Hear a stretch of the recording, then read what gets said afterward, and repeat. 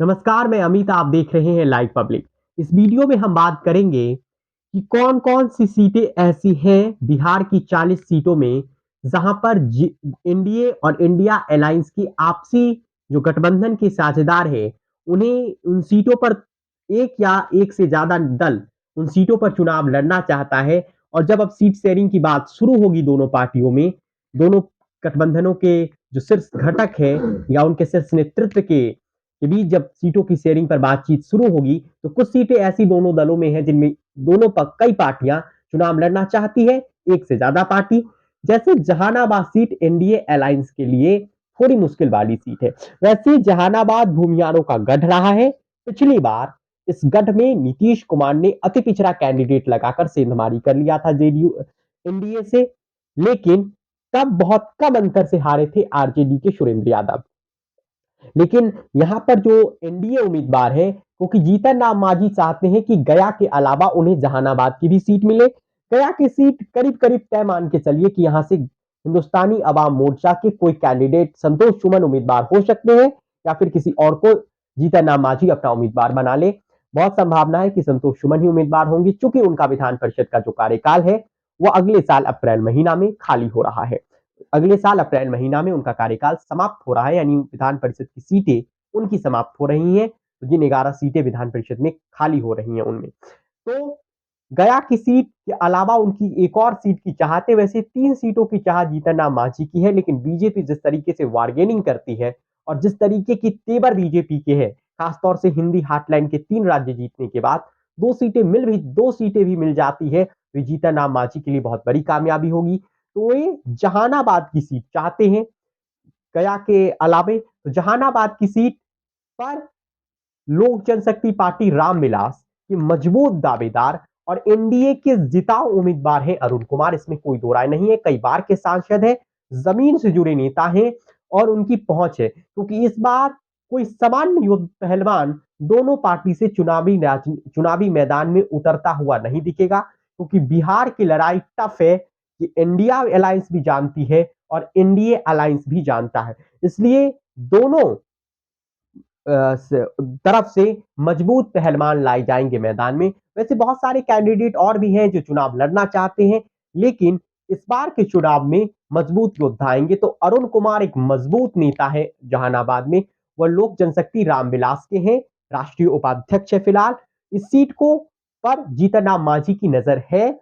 तो क्या जब सीट शेयरिंग का फॉर्मूला तय होगा, तब क्या 2 सीटें अगर जीतन राम मांझी को मिलेगी, तो क्या उन्हें गया के अलावा जहानाबाद की सीट मिलेगा? और अगर जहानाबाद की सीट पर चिराग पासवान अड़ जाते हैं अरुण कुमार के लिए, तो फिर क्या होगा? इसके अलावा कई सारी सीटें ऐसी हैं जिनके लिए अब हाजीपुर की सीट भी एनडीए एनडीए अलायंस के लिए इंडिया अलायंस के लिए, यानी जो एनडीए गठबंधन है उसके लिए थोड़ी मुश्किल वाली है, क्योंकि यहां से पशुपति पारस चुनाव सांसद है, मंत्री हैं।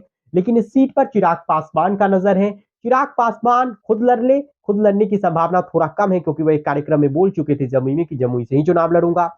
जमुई से उनकी चुनाव लड़ने की संभावना है, हालांकि हाजीपुर सीट भी वो लड़ सकते हैं। तो हाजीपुर सीट से किसी को लड़ाएंगे चिराग पासवान, तो इस स्थिति में पशुपति पारस को कैसे मनाएगी बीजेपी, ये सवाल है।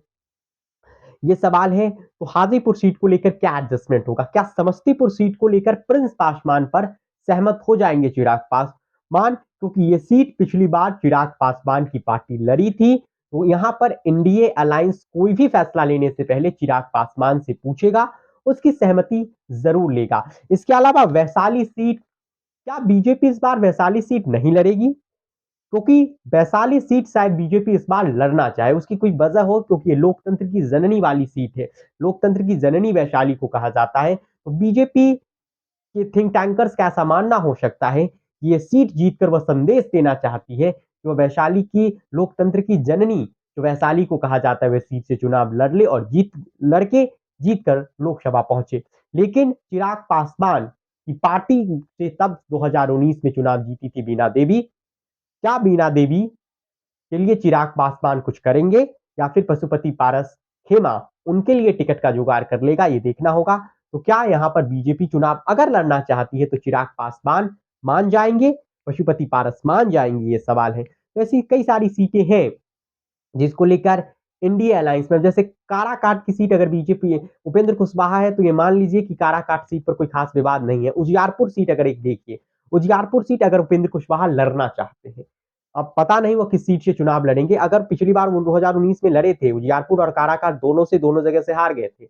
अगर वह उजियारपुर सीट लड़ना चाहते, उजियारपुर से कौन एमपी है? नित्यानंद राय एमपी है। अब उनके बारे में ऐसी खबरें रहती हैं कि वे अपना सीट शायद बदल ले, लेकिन लालू प्रसाद यादव ने जब से कह दिया है कि तेज प्रताप यादव भी वहां से चुनाव लड़ सकते हैं, एक बयान उन्होंने दे दिया था, तब शायद वो सीट ना बदले नित्यानंद राय। तो उपेंद्र कुशवाहा को कैसे मनाया जाएगा? ये सारी सीटें एनडीए अलायंस में है। हालांकि एनडीए में कोई खास दिक्कत नहीं होगी सीट शेयरिंग में, क्योंकि एनडीए सीट शेयरिंग जब प्रधानमंत्री और नरेंद्र मोदी और अमित शाह करेंगे तो बड़े पैमाने पर होगा और सब नेता मान जाएंगे। अब इंडिया अलायंस की ओर आइए। इंडिया अलायंस में थोड़ी दिक्कतें हैं कई सारी सीटों पर।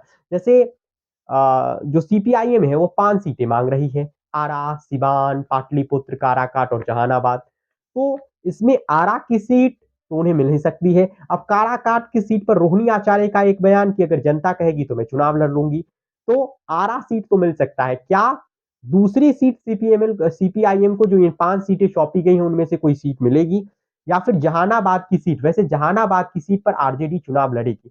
अब 3 पार्टियां चाहती हैं यहां से चुनाव लड़े। फिलहाल जेडीयू के सिटिंग एमपी है, उनके बारे में ऐसी खबरें हैं कि उन्हें उनका सीट शायद चेंज कर दिया जाए या उनका टिकट काट दिया जाए। तो जहानाबाद से सुरेंद्र यादव जो मंत्री हैं, उनकी लॉटरी लग सकता है। इसके अलावा कई सारी सीटें ऐसी हैं जहां पर राजद और जेडीयू में विवाद। क्या मधेपुरा की सीट नीतीश कुमार छोड़ेंगे? ये सवाल है, क्योंकि मधेपुरा से दिनेश चंद्र यादव एमपी है और मधेपुरा की सीट इस बार लड़ना चाहेगी आरजेडी और जीतना चाहेगी, क्योंकि मधेपुरा यादवों का गढ़ है और यहां से कम आरजेडी जीतना चाहेगी। आरजेडी के कई कैंडिडेट वहां पर काम भी करते हैं, तो मधेपुरा सीट ले लीजिए। इसके अलावा काराकाट की सीट का बात हो ही गया, क्योंकि काराकाट सीट पर रोहिणी आचार्य के बयान के बाद ये चर्चाएं जोरों पर है कि क्या रोहिणी आचार्य काराकाट से चुनाव लड़ रही हैं क्या, और अगर लड़ रही हैं तो काराकाट से फिलहाल महाबली सिंह जेडीयू के एमपी हैं, उनका क्या होगा? तो ये कई सारी सीटें हैं। इसके अलावा सासाराम की सीट, क्या सासाराम की सीट पर मीरा कुमार फिर से चुनाव लड़ेंगी? कांग्रेस ही चुनाव लड़ेगी या फिर कोई दूसरा पार्टी यहां से चुनाव लड़े? यानी कई सारी सीटें ऐसी हैं इस अलायंस में। सिवान की सीट फिर राजू यादव का क्या? सिवान की सीट पर क्या आरजेडी ही चुनाव लड़ेगी? तो फिर कविता सिंह का क्या होगा? क्या जदयू ये सीट छोड़ रही है? और बेगूसराय की सीट पर आ जाइए। बेगूसराय से कन्हैया कुमार पिछली बार लड़े थे, हालांकि फिलहाल वो दिल्ली की राजनीति में सक्रिय है। तो क्या तनवीर हसन को ही टिकट देगी आरजेडी? तो कई सारे समीकरण है, कई सारी सीटें दोनों पार्टियों में ऐसी है जहां पर कई पार्टियां चुनाव लड़ना चाहती हैं कुछ सीटों पर।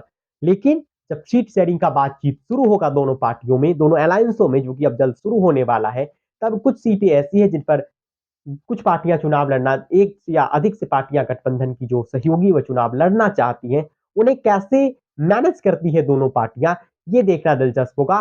फिलहाल ये वीडियो आप हमारे चैनल पर देख रहे थे, फेसबुक पर देख रहे तो पेज को फॉलो कर लीजिए, यूट्यूब पर देख रहे हैं तो चैनल को सब्सक्राइब कर लीजिए। लोकसभा चुनाव बिहार से जुड़ी जो भी जानकारी होगी हम आप तक पहुंचाते रहेंगे। आपका धन्यवाद।